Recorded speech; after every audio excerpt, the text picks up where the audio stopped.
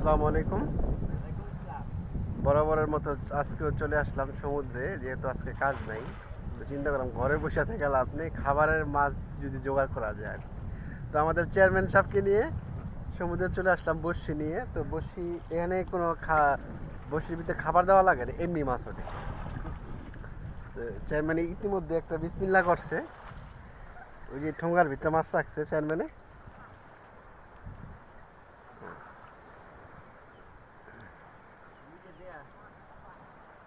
হাতে একটা cold coffee নিয়ে আস্তে আস্তে চলে আসলাম, দেখি কি পাওয়া যায়।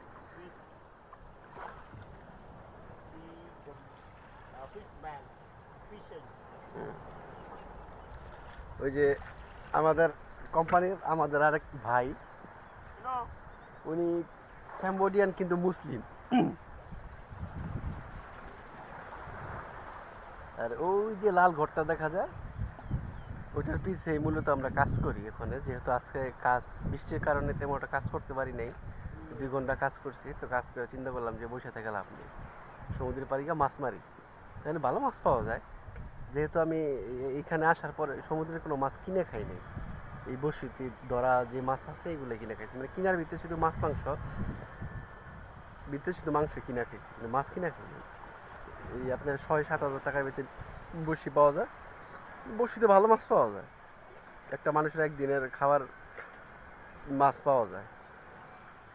তো দেখি আঙ্গুর চেয়ারম্যান সাহেব কী মাছ ধরে।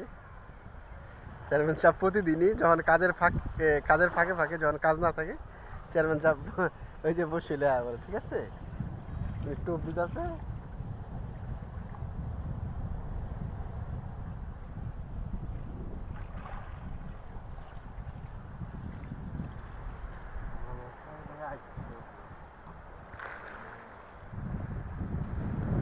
তো এটা পুরাটাই একটা দ্বীপ, বুঝছেন? এই দ্বীপের ভিতরে এটা অন্যরকম দ্বীপ। এটা মূলত কম্পিউটার থেকে বিচ্ছিন্ন। এখানে আসতে আপনার কম্পিউটার থেকে বা কম্পিউটার শহর থেকে সিয়ানোবিল থেকে এখানে আসতে বাংলা টাকায় প্রায় 5-7 হাজার টাকা খরচ হয়। তো ওই যে পিছে আমার পিছে যেই রিসোর্টগুলো দেখতে পাচ্ছেন ছোট ছোট, ওখানে মূলত পর্যটকরা এসে থাকে ওই জায়গায়। বিভিন্ন কান্ট্রি থেকে, আপনার ইউরোপ কান্ট্রি থেকে যে সকল ট্যুরিস্টরা আসে এখানে আপনার ঘুরতে আসে মূলত।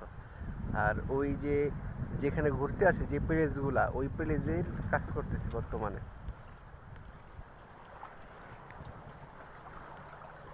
আজ এ পর্যন্তই, ভালো থাকবেন। আল্লাহ হাফেজ।